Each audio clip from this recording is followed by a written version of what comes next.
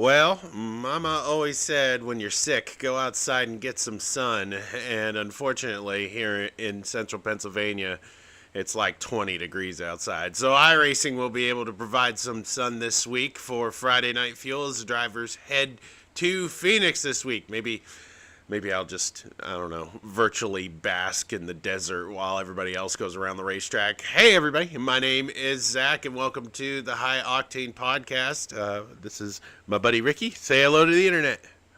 Hey everybody, how you doing? Welcome to episode 14, the Valley of the Sun. And yeah, feel kind of worried about you, bud.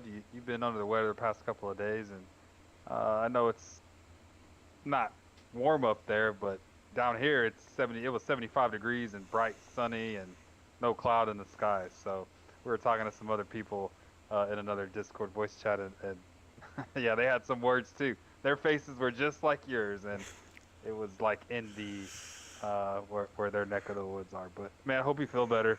I know it sucks being sick, and hope you're loading up on meds, and hopefully you can try to give it a go tomorrow night. We missed you. I know I missed you on Monday night with another league that me and you were participating in, and want to be able to race with Mr. Woods, just so like we can collide on the racetrack together one more Yeah, time. well, Use you as a break. yeah, sounds good. Well, welcome to y'all who are tuning in to this week's episode of the High Octane Podcast. We are going to be talking quite a bit about racing under the sun, whether it be the week that was over in Texas or the week that is to come tomorrow night over at Snake Bitten Gaming on Facebook. You will be able to see these competitors continue their championship hunt over at Phoenix, as they are going to try diligently to put a good one together out in the desert. Time is ticking away for the championship four to make it or break it, and we're going to be talking all about them here in just a little bit. So you can see the rundown up top as it continues to scroll by, but we are super excited for what is to come.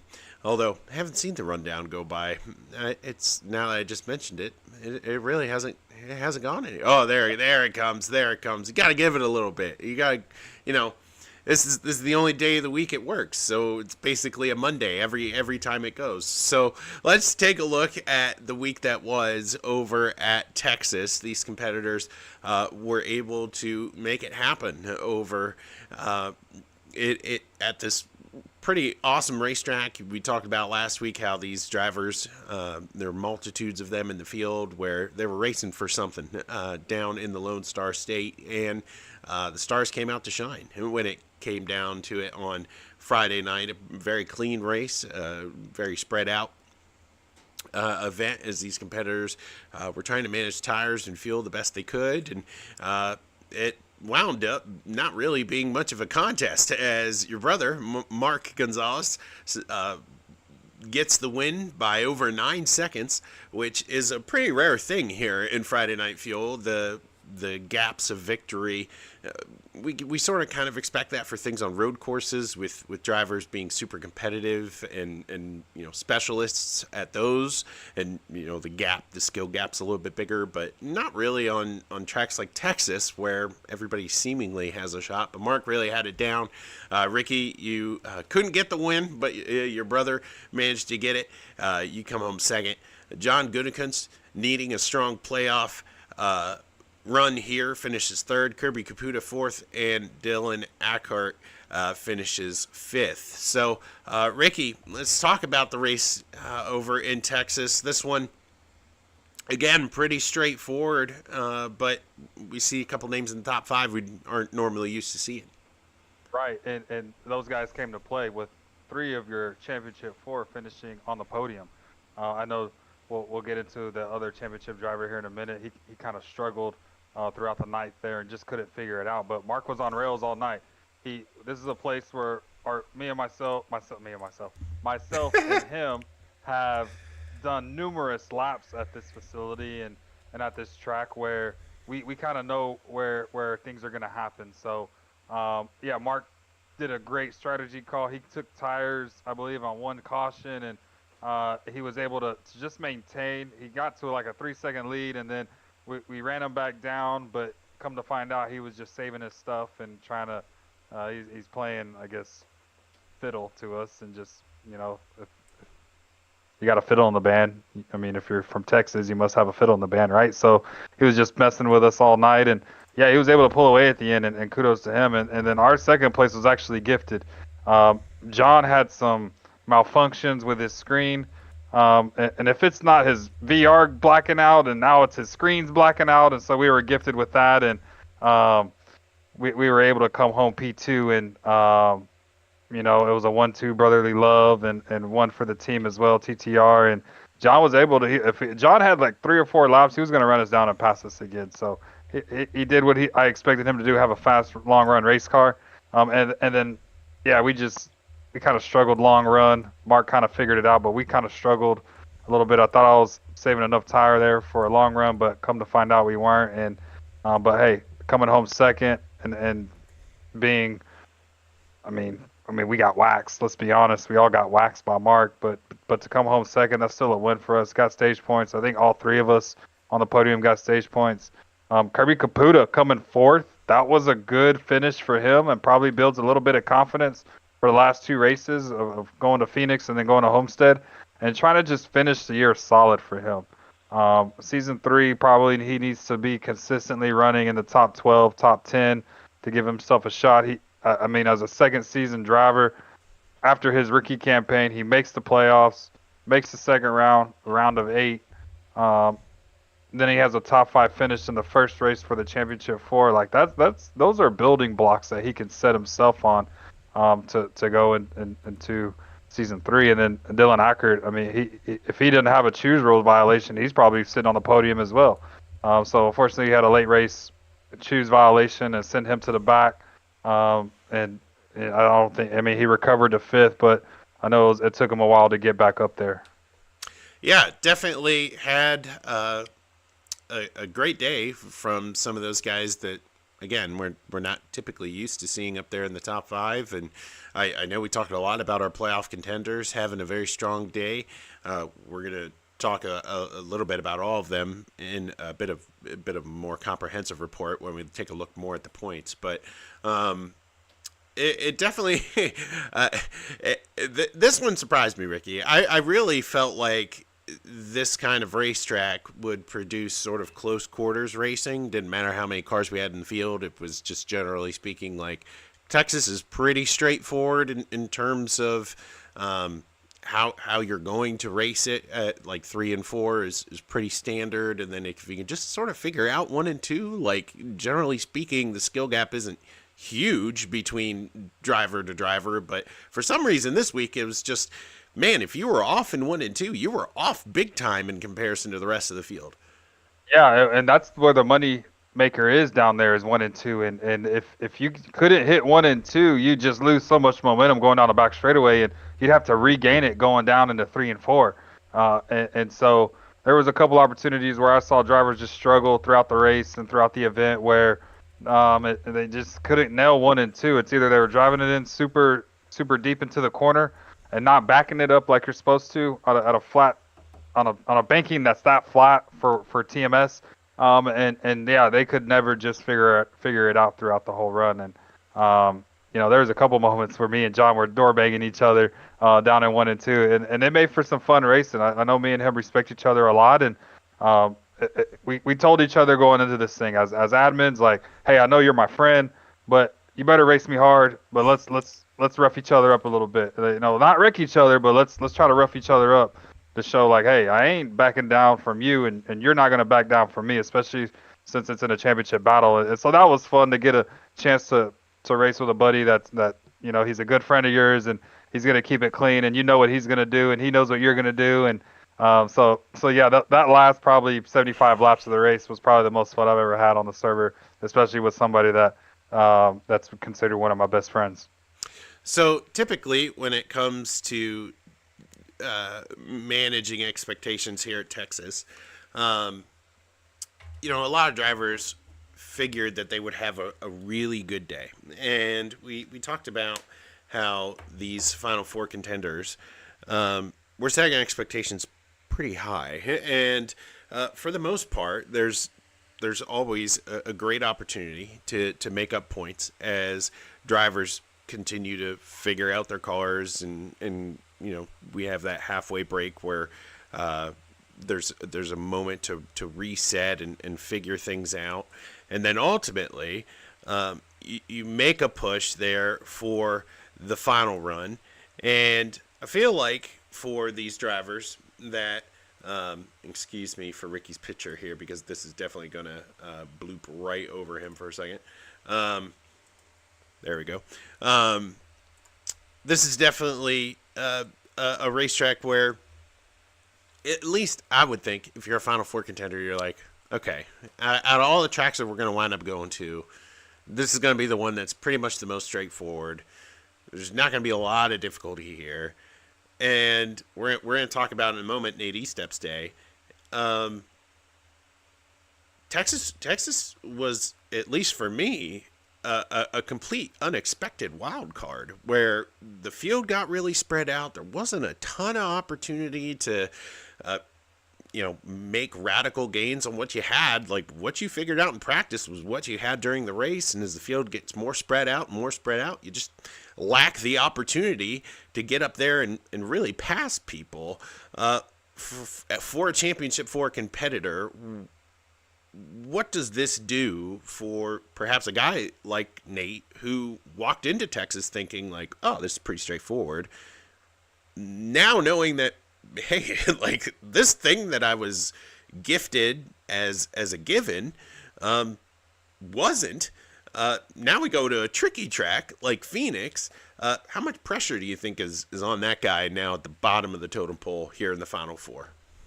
Yeah, for sure, and it's unfortunate he did have that day that he had. And talking to John, since John is his teammate, me and John usually chat throughout the week, and it was very odd to see Estep. I mean, he qualified fourth, so you're thinking, all right, all four drivers are in the top four spots at the start of the race, and for whatever reason, Nate just couldn't figure it out. And I don't know what it was, if it was just 1 and 2 he couldn't figure it out, if it was the way he was entering the track or entering turns 1 and 2, and shooting the car to the bottom of the racetrack in 3 and 4. I mean, and not kind of just arcing the car in there and listening to what it wants to do. I know for us, our audio settings are the tire screeches are the loudest component that I have turned on my settings, so I can actually hear what I'm doing with the race car, and I can hear, all right, this thing is super tight. Let me hear what the tires are doing, and so we're able to hear all that stuff. Yeah, Nate, it was just really, really weird to see him run top 15 and not in the top 10 that we're normally accustomed. I think one time we were actually trying to lap him during a green flag run, and he let John by, and then knowing that they're teammates, right, he's going to make it difficult so John can get those valuable stage points there at the end. Or it could have just been he just didn't have an awareness of what was going on at that time of the race, which Nate usually does. He's a pretty smart dude when it comes to these things, but definitely odd to see that 55 machine in the back of the pack. And then, yeah, as you see the points scroll through on the bottom of the page, minus 15. I mean, he has a lot of ground to make up.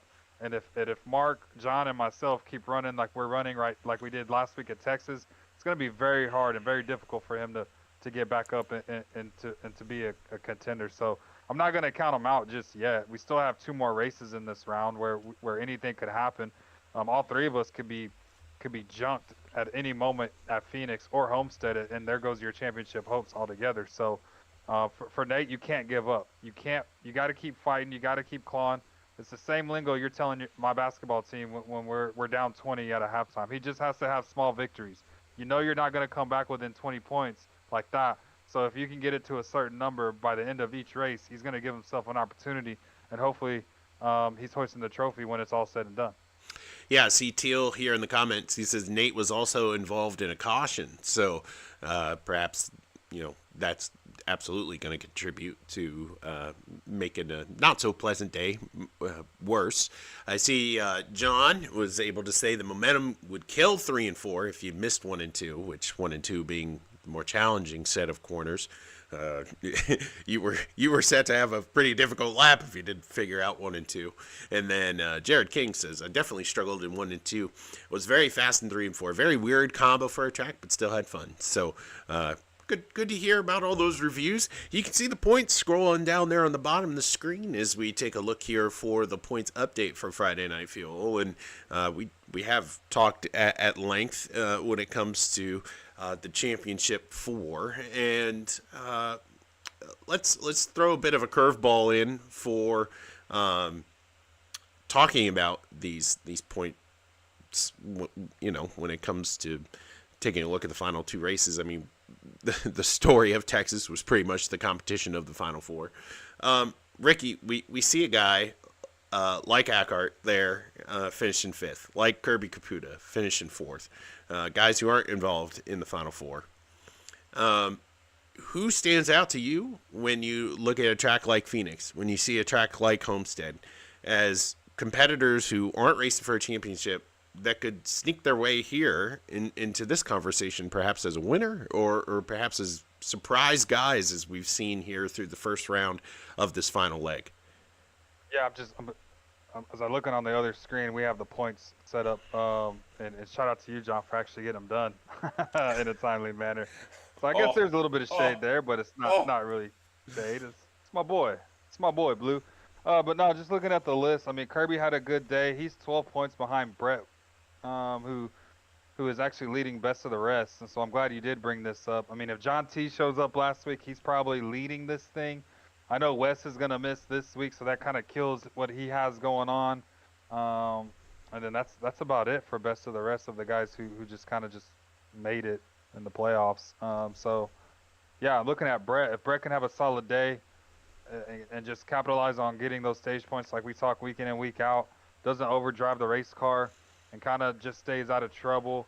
I know he hasn't had the season that he's wanted, not only in this league, but there's other leagues that he's a part of where he's just he's kind of struggled in everything that he's been getting into. So I think if he could come out on top as best of the rest, that could shoot momentum going into season 3 for him as well. So, and then if you're Kirby, you probably got to have the same mentality as E-Step. You just got to be able to chip away at that guy.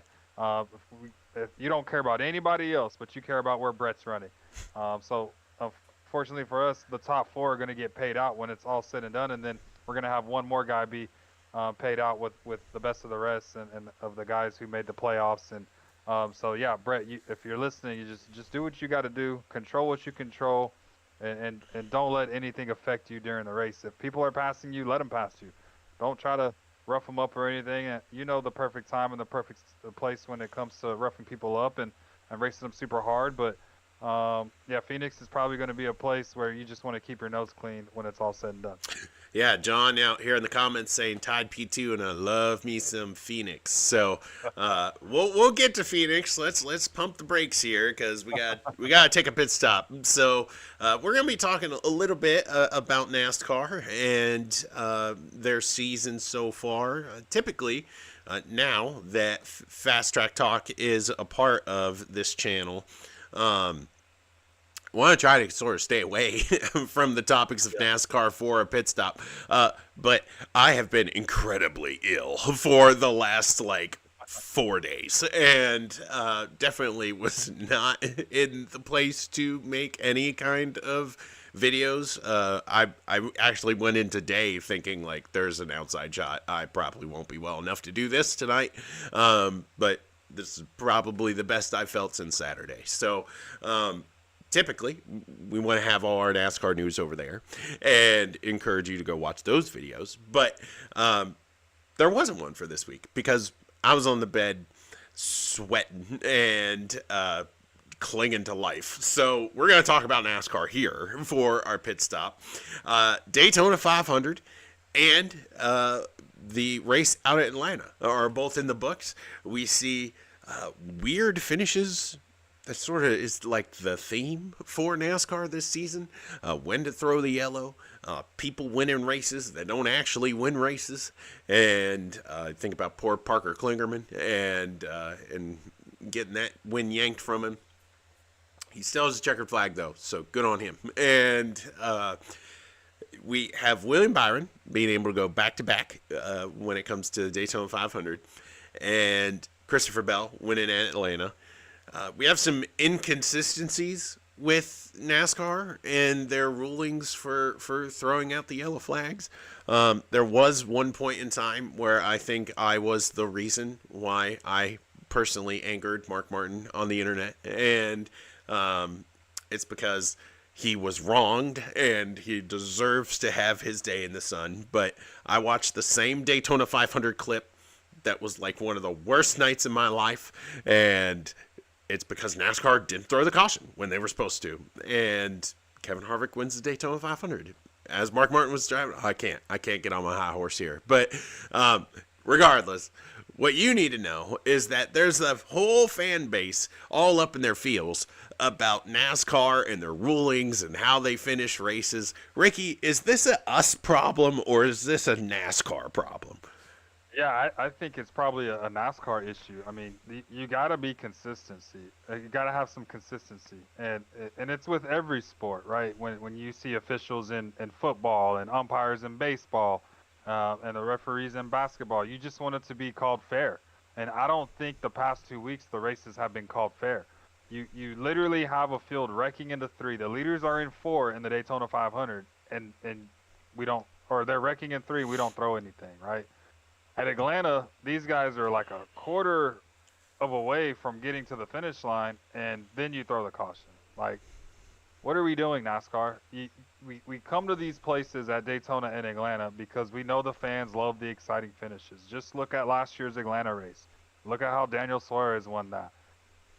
And we were on the cusp of a driver probably winning his first cup race because, A, he shoves Christopher Bell out of the way and takes it three wide with him and Kyle Larson and Carson Hocevar, and he could be in victory lane, but yet NASCAR says, no, we threw the yellow. This is when we threw the yellow, so this is the running order that we're going to go with.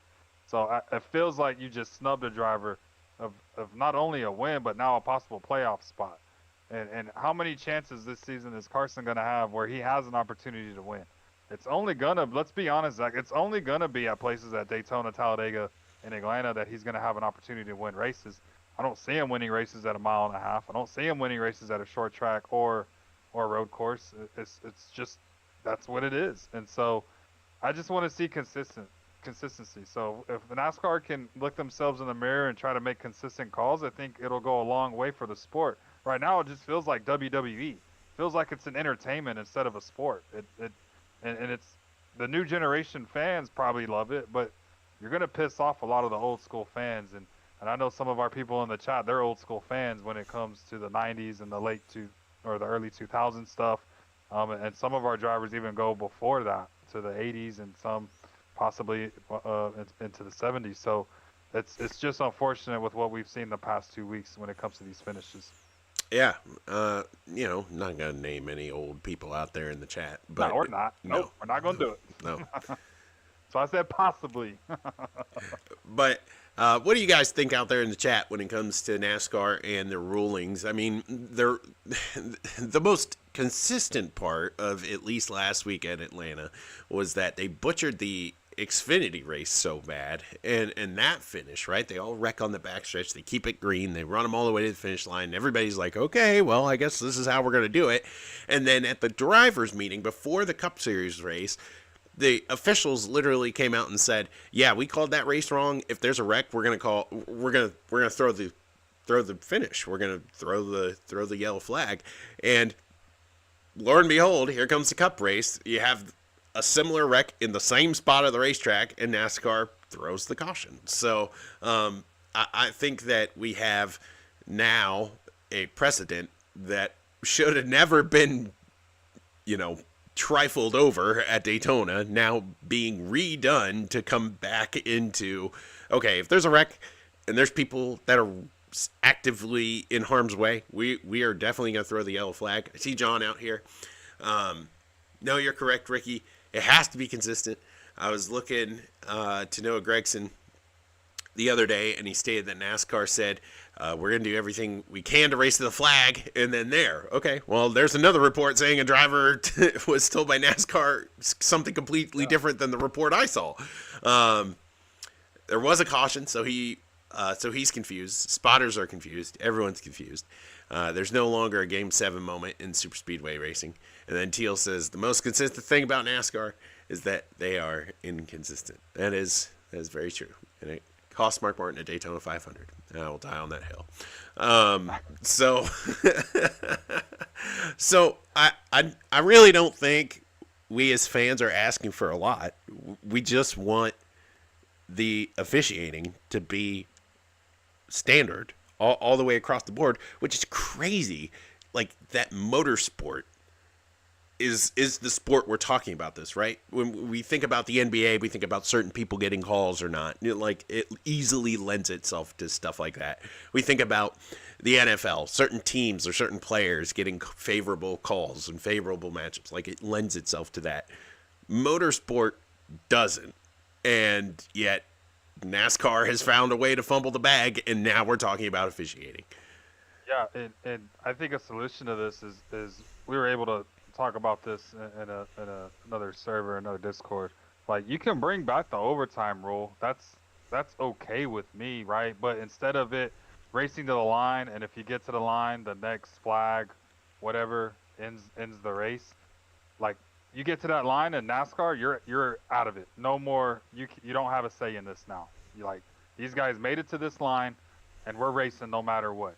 And now there's some downside effects to that, right? What if somebody's injured on a big time crash like we saw last year in the summer race at Daytona? Like I know the safety crew's got to get out there ASAP because we know how nasty of a wreck that is. That should be the only circumstance that somebody that you end the race under caution, right? But these they just need to be held accountable and just let them race. If you know they're out of harm's way and nothing is hurting the outcome of the finish, just let them race to the line. Let them race. The spotters can come over the radio and say, "Back it down, big time. Back it down, big time." Like we do it in iRacing all the time. How many times, Zach, do we take a yellow flag and it literally says, "Let the pace car pass," and everyone comes over the radio and says, "Hey man, everybody check out big time. Got to let the pace car by." It's the same thing that you can do in real life. Spotters come over the radio, say, "Hey, check it, roll it, get out of the gas. Um, let's just slow down and make sure everything's okay, so that you have safety people that are on the track and equipment that needs to get on the track, and we're not looking like buffoons going 120 miles an hour trying to get back to pit road, and all that stuff." So there's a couple solutions, and I know NASCAR is not going to listen to this podcast. We both know that, Zach. I wish they would. Or Ben Kennedy, just give us a call. We'd be more than happy to sit down in a rule book. And I heard there's a good guy that's good at firing people. Maybe we can get him in and start firing people at NASCAR. I don't know. Oh man. Yeah, my solution to this is the polar opposite of yours, which is crazy. But like, you know what fixes it? Get rid of overtime. The race ends when it's supposed to end. And if you wreck, then it's over. And NASCAR used to operate this way. And we have a big giant problem in this sport where drivers don't race with respect and they're just wrecking willy-nilly. And if you put in a built-in penalty that says, if you screw this up on the last lap, you don't get another shot, I think it gets rid of the careless racing, because you got to make it back to the finish line, your car under its own power, to get your running spot. So finish it when it's supposed to end. You get rid of overtime, and the reckless driving could clean itself up, and you don't have this whole guessing when the race is going to end or not. Every fan knows we're either going to complete this under green, or when we get the white flag and there's a yellow, it's over. Like, we're going to call a caution the same way we've called the caution for 499 laps and move on. So it's crazy that you and I have like polar opposite views on how this could be fixed. You're like, put in a line and ensure overtime, like ensure it ends under green. And I'm like, screw it. Like we have done this. It has failed, and we could just scrap it. And I know they'll never do that, right? Because it's all about entertainment and ending under green, and I know that's what they want. So, but that's my two cents. So. You know what's crazy is that NASCAR's most important race in 1998, that would be the Daytona 500, actually finished under caution. And who ended up winning that race, Zach? If I mean, my memory's fading a little bit, but I think it's somebody to do with this flag above me. But like, just that's one of the biggest stars that was in the sport at that time, and that race finished under caution. Yeah, So look at Teal chiming in. you He had know, the same uh, thought you did, right when you you know what I did. mean? Yeah. Yeah. So it's like that's another talking point too. Is I mean, just don't fix what's not broken. But obviously, this thing is broken big time. And I do like your points of the careless driving. That would probably solve a lot of it. It takes a lot of the bogus moves that you see. Like, I know Carson Hocevar was under scrutiny this past week. I mean, with everybody coming up to him, and he was the Ross Chastain last week. And you know, Blaney coming up to him and saying, "Hey, man, just calm down. There's no need to like drive the way that you drove last week." And you know, if Hocevar keeps doing what he's doing, he's gonna get a Ross Chastain treatment, and somebody's gonna end up putting him in the wall, and then he's gonna second guess life because these cars aren't fun when they crash. Yeah. Well, or Rick Hendrick can just talk to him and ruin his career. So, you know, that's my 2 cents on Ross Chastain. But he was a better driver when he was aggressive, and now he stinks. So, but yeah, you're absolutely right. Like Carson Hocevar he's gotten to where he is because he's like Diet Coke version of Ross Chastain, and he's gonna go through like the same bumps and bruises as Ross did. Like they are literally going to have the same traits. And I found it really funny, like after the race, Ross was the one talking to Carson because he is his mentor, and it just works in cycles. I saw a video earlier this week of like drivers getting chastised by other drivers, and then those guys becoming the new old heads chastising other people. And it was like Ryan Newman, Joey Logano, Ryan Blaney to Ross Chastain to Carson Hocevar. And it's so funny how like all that works, and all those guys who were reckless eventually learned respect. But respect didn't win Mark Martin a Daytona 500. So yeah, NASCAR took that away. But anyway, let's get done with this pit stop and move forward as we take a look now for COTA. Let's talk about COTA real quick, Ricky, because I know you're going there, and you're pretty excited for NASCAR as they return to COTA. There's some speculation over whether COTA is actually coming back next season. I'm pretty sure it will. Just seems to be a really popular venue, a really positive place for fans to go. So different layout this year, shortening up the track a little bit. And what are your expectations as NASCAR looks forward to COTA here as we wrap up the pit stop? Yeah, before we get to COTA, I do believe they are going to COTA next year in 2026. Got a text message pretty late this evening asking, since we're season ticket holders of TMS, to renew for 2026. Go ahead and lock in. If you lock in your 2026 tickets, you get like a 6-pack 3D coaster set of COTA, and I don't know. Well, we'll see what happens. For me, it just depends on what day of the year or what weekend it falls under, what's the race number, and kind of we'll make a decision on that. But yeah, I guess they are going back in 2026. But as far as the layout changes, not a big fan of that. You take away so much more of the racetrack, and I understand why NASCAR did it. That place was long to begin with. You probably, let's be honest, like probably even shouldn't even be there. It's made for Formula One racing and IndyCar racing and road course. Like I always mess this up. ISMA. ISMA. Did I say that right? ISMA. Yeah. The sports car stuff. So like it's built for that type of racing. It's not necessarily built for NASCAR racing. So IMSA. IMSA. There it is. IMSA. Yeah. IMSA. There it is. Some of our people in the chat are probably just they're gonna get onto us right now. But yeah, they'll be taking a little shortcut that's in the middle of the back half of or the west side of the racetrack. I think it's the west side of the racetrack. So no longer will they go through 7, 8, 9, 10, and down to the hairpin and 11. Yeah, here they come. Here it comes. And then you don't get to see them scream down the back straightaway. So where our seats are, we got to see them a little bit going up the hill, going back down into the hairpin, and then we just saw them haul the mail coming down the back straightaway. And unfortunately now you're not going to be able to see that. So I'm guessing they're gonna have more laps at this place. They did 68 last year. I'm assuming they're gonna be anywhere between 88 and 100. And where I got 88 from was they're doing 44 laps in uh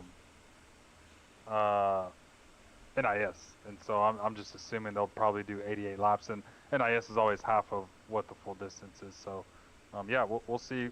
I don't think there'll be a lot of passing zones. That's unfortunate. So I think the only passing zone you'll have is you got to set them up after 20 and get them up into turn one, and that's the only zone I can see people making moves. You took away 12, so I don't see this being a really good race this weekend, to be honest with you. All right. Well, after that exciting, Depressing. the fan experience is good though, right? Yeah, the fan experience is amazing. They got a go-kart track that's there, so it sits on the front straightaway with where this property sits. And so yeah, we'll do that this weekend. The midway is always cool. They have a bunch of stuff to do on the midway, and that's kind of where our seats are, turn 15 area. And then they have a soccer stadium. So before Austin FC moved to their new stadium that they play in now, they used to play at Coda, and so they have a bunch of cool things. They have a big bar set up that's there, so we'll be over there taking down some water, adult water, and they also have an amphitheater that's there. And I don't know if they'll use it this weekend to have any concerts, but I know when F1 usually goes, they have mega concerts throughout the weekend, and they use that amphitheater. So, and then you have the tower, obviously the tower. We like to go up there and see the whole property, and it's pretty cool because you can see downtown Austin from the tower, and you can see the whole racetrack. And the only time you lose them is when they go down the front straightaway. So yeah, the fan experience is amazing at Coda. They got a slingshot that takes you up down into turn one, and it's pretty. They have some cool stuff at Coda, so I'll give them that. The fan experience is amazing.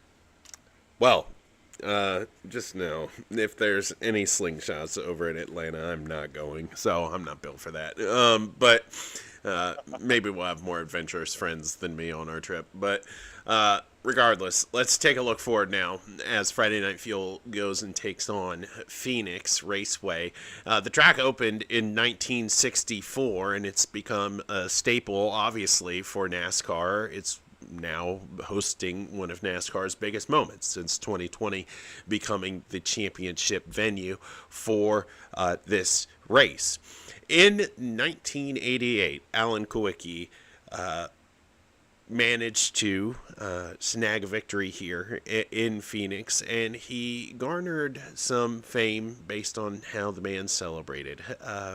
The Polish Victory Lap was born over in Phoenix as a tribute to the fans, as he decided to drive in reverse around the racetrack the other way and salute the fans after his win. And it is a tradition held by some old school racers out there, still paying tribute to the legend Alan Kulwicki. That tradition comes from Phoenix Raceway. In 1964, a man by the name of Richard Hogue originally designed this track not just for cars, but also for open wheel racing and even sports car events. What makes the construction of Phoenix Raceway incredibly interesting, it's built literally, the track is built into the base of the Estrella Mountains, and it creates a backdrop that we associate Phoenix Raceway for its picturesque sunsets, and also creates a huge, cheap fan viewing area that is literally in the desert as fans crawl the mountain face ready to view from the hillside grandstands. Another small fact about Phoenix is that the track originally had a road course layout that wound through the infield part of the oval, but it was scrapped when NASCAR events eventually took over at this racetrack, citing that it would not be possible for stock cars to tackle. Don't tell NASCAR that. That might be their new road course or the new Roval. We might be seeing that at Phoenix instead of over at Charlotte. And of course, if you're always looking for some chaos, don't forget about the dog leg that is iconic with Phoenix, as well as drivers continue to cut the course in order to try to make more time. These drivers will take on a track that is very unique in its construction and ultimately provides a challenge as its flat surface demands different driving techniques from all drivers at different points on the raceway. Ricky, as we look forward to Phoenix, what are your keys to victory when it comes to Phoenix? Yeah, to be able to have a long run car, I believe that if you're able to do that, and Mark was the master of that last week when we were at the mile and a half, if you're able to just save your tires, back your corner up, that's the same. I mean, Texas has two different angles of the racetrack with the banking, right? So does Phoenix. 1 and 2, which was old 3 and 4, that's flat, and it's almost not New Hampshire flat, but it's pretty flat where you want to be able to make sure you roll the car, get back into your throttle input, not as egregious as any other place that you probably get into just because of the banking. And then 3 and 4 has a little bit more banking, which was old 1 and 2, has a little bit more banking, and so you're able to get back into the throttle. But we're gonna see guys shift probably. Gonna see guys cut the dog leg. Gonna see guys let other people go because they know they want to have the long run speed over the short run speed. And we're going to see different amounts of strategies that are played through this thing. It's going to be a long night. It's only a mile long racetrack. So it's the mixture of a short track, but it's not a short track, but it's not big enough to be an intermediate. Like you don't know where to put this thing. It's like, what do you label it as? So you're going to have to be on your P's and Q's and make sure that your strategy's played out correctly, and then getting to pit road. It's not the difficult pit road that we've seen at other places, and I'm gonna throw another wrench into this sack as well, like the marbles that are new to this since the update has came out. Like, you're not gonna be able to run towards the top like you want to and try to gain momentum and gain the run off. You're gonna have to gradually work that groove in if you want to be able to run up towards the wall. So yeah, we're going to see guys probably painted all the way down below that line in 1 and 2, and you're going to see guys probably venture up all the way to the top to gain momentum off the corner. So we're going to see a lot of different lines throughout this week, and we'll see which line is prevails when it's all said and done. Or cutting the dog leg. I mean, I don't Yeah. I don't know what marbles might be like down below the dog leg. So we'll just have to see as the track gets worked in on both sides of the line. It's pretty rare when we talk about racetracks wearing in not just way up towards the wall, but also way below the line as well. And they're both very viable spots to go out there and race. Yeah, and you got to pick and choose when you want to cut that dog leg. I know iRacing before, and they might have fixed it. We don't know because I haven't raced there since the update. Like, you would cut that dog leg, and the way the car would have slammed the racetrack, sometimes you would come down pit road and you'd have 9 seconds worth of damage, and you're like, I didn't touch anything. Where'd this come from? And come to think about it, you're like, oh, crap, I did cut the dog leg this amount of time. So you just got to pick and choose when you want to cut that dog leg, and it could cost somebody. I don't know who it will cost, but it's going to cost somebody when you come down pit road, especially during a green flag pit stop, when every second matters. You're gonna go from probably, you could have a 4 second lead. That thing you could be 2 seconds now behind them because you're trying to fix damage to get back on the racetrack.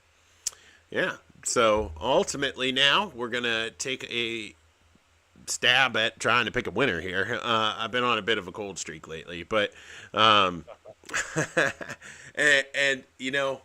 I've been going back and forth most of the week when it comes to this prediction because there is a pick that comes to mind that I normally pick when it comes to these flat kind of racetracks, and he's in the chat. It's John Goodekunst. He's very good at these flat kind of tracks. He's very strong in New Hampshire. He's pretty strong here at Phoenix, and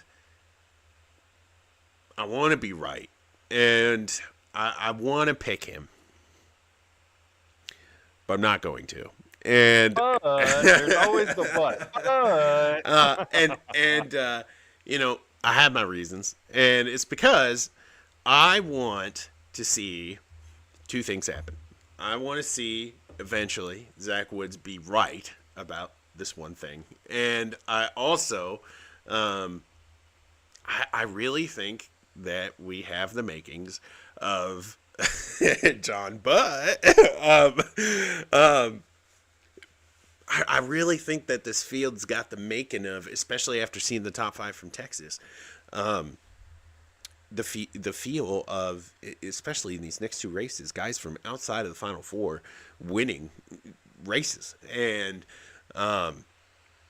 so, with that said, I'm going to do something now that I was going back and forth with him all week, and he also comes to my mind with these flat racetracks, and he might not think, I don't know what he thinks of his own flat track prowess, and he's gonna hate me for picking him. But at one point this season, I have to be right.